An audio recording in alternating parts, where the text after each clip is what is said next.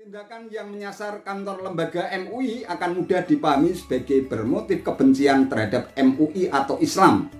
Maka jelas Islamofobia itu ada dan nyata. Dia berujar kejadian tersebut mengingatkannya pada seputar tahun 1965 lalu. Itu jelas sudah dirilis banyak media.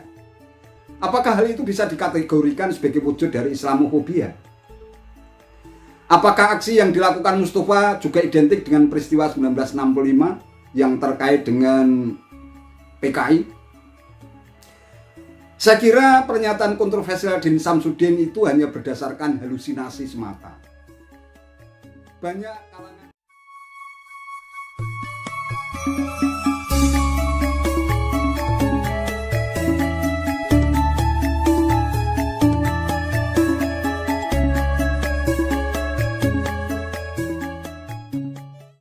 Assalamualaikum warahmatullahi wabarakatuh. Salam sejahtera untuk kita semua, salam budaya.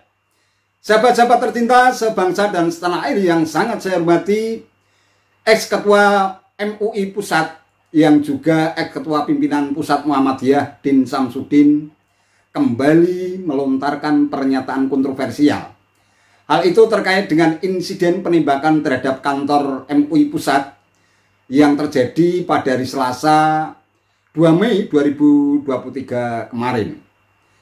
Dia menyebut bahwa peristiwa tersebut menunjukkan bahwa Islamofobia itu nyata, yang bermotifkan kebencian terhadap MUI atau umat Islam.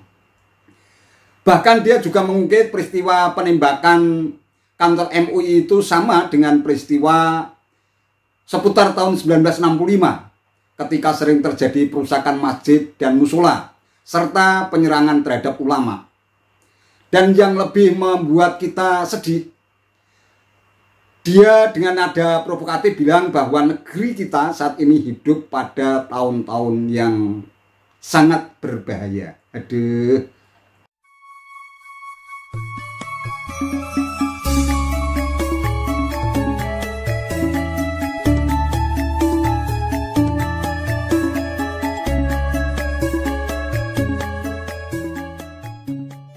Sahabat-sahabat tercinta sebangsa dan setanah air yang sangat saya hormati, berikut saya sampaikan atau saya bacakan berita yang dimuat di Kompas TV pada tanggal 2 Mei 2023 bertajuk penembakan di kantor MUI Pusat, Din Samsudin singgung Islamofobia dan minta umat Islam tetap tenang.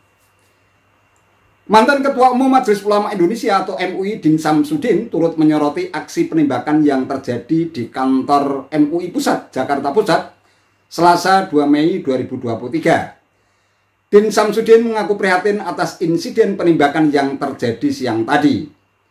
Dia pun menyebut peristiwa di kantor MUI Pusat itu menunjukkan bahwa Islamofobia itu nyata. Sungguh memprihatinkan itu terjadi, apalagi saat umat Islam masih merayakan Idul Fitri. Patut diduga pelakunya terpapar Islamofobia, kata Din Samsudin dalam keterangan tertulisnya. Tindakan yang menyasar kantor lembaga MUI akan mudah dipahami sebagai bermotif kebencian terhadap MUI atau Islam. Maka jelas Islamofobia itu ada dan nyata. Dia berujar kejadian tersebut mengingatkannya pada seputar tahun 1965 lalu, kala sering terjadi perusakan masjid dan musola serta penyerangan terhadap ulama dan zu'ama. Seperti masa itu, kita pun sekarang merasa living dangerously atau hidup pada tahun-tahun bahaya, tegasnya. Mantan Ketua Umum Pimpinan Pusat Muhammadiyah itu menyebut tindakan berupa penyerangan atau perusakan terhadap masjid atau musola atau tokoh Islam seperti yang terjadi di beberapa tempat akhir-akhir ini dapat dipersepsikan sebagai tindakan sistematis dan tendensius. Sebab itu dia pun mendesak pihak kepolisian untuk mengusut tuntas kasus penembakan di kantor MUI Pusat tersebut. Kepada Polri harus mampu menangkap pelakunya dan mengungkap siapa dalang yang bermain di balik layar, ujarnya. Di sisi lain, Din Samsudin menghimbau kepada umat Islam untuk tetap tenang dan tidak terpancing oleh insiden penembakan yang terjadi di kantor MUI Pusat. Sehubungan dengan itu kepada umat Islam agar tenang dan jangan terpancing Karena boleh jadi kejadian demikian merupakan bagian dari upaya provokasi agar umat Islam bereaksi membalas dendam, jelasnya. Lebih baik diam sambil mencermati apa ujung dari peristiwa itu.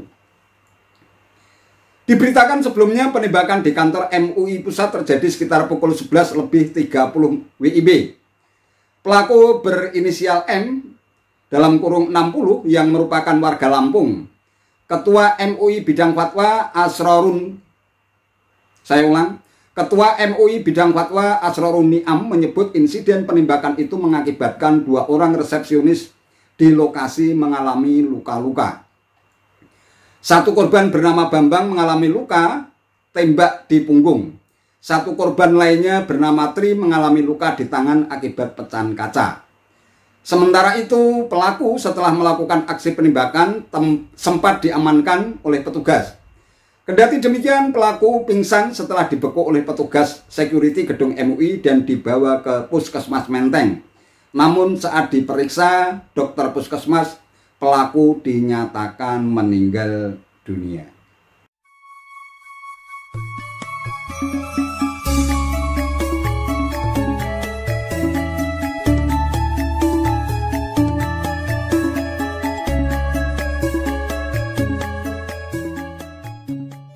Ya, terus terang saja saya heran dengan pernyataan Din Samsudin semacam itu.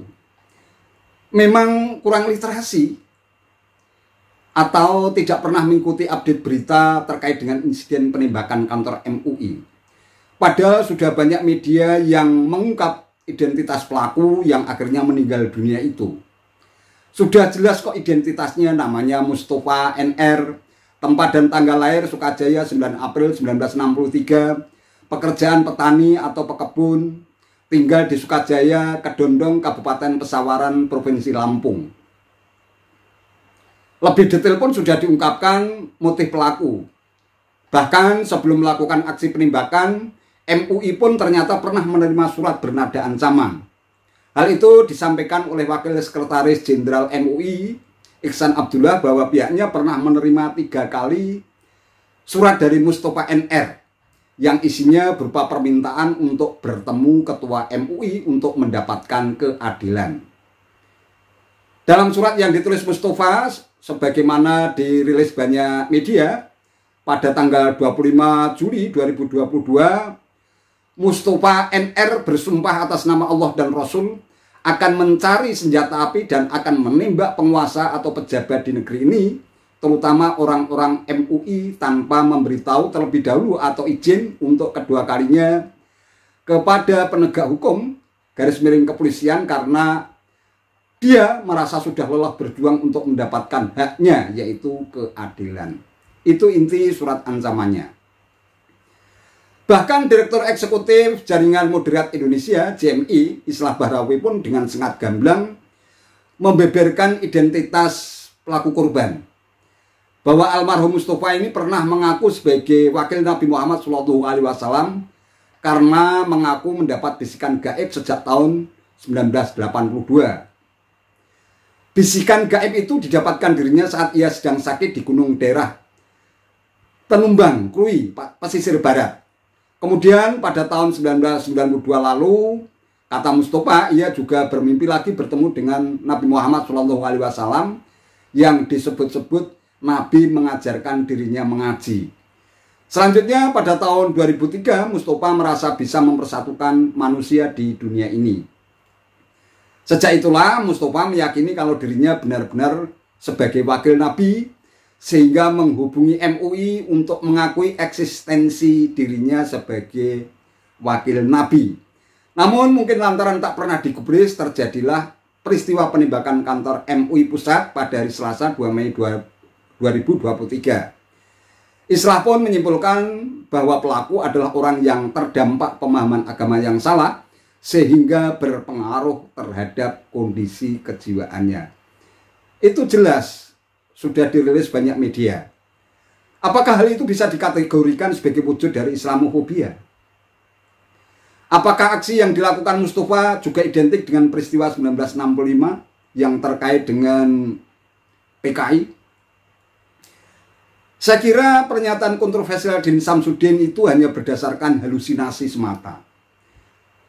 Banyak kalangan yang bilang bahwa istilah Islamofobia dan mengungkit kembali isu PKI sebenarnya hanya merupakan sebuah labeling dan stigma negatif untuk menyudutkan Islam mayoritas di negeri ini yang sangat mendambakan suasana yang toleran dan moderat, sekaligus sebagai wujud perlawanan terhadap sejumlah pihak yang cenderung radikal dan intoleran, yang kerap kali merepresentasikan dan mengatasnamakan umat Islam, tetapi kerap menuduh pemerintah togut, pemerintah zalim, lantas menggelontorkan istilah kriminalisasi ulama, gampang menuduh umat Islam yang tidak seideologi dengan sebutan kafir, dan berbagai stigma negatif lainnya terhadap sesama umat Islam.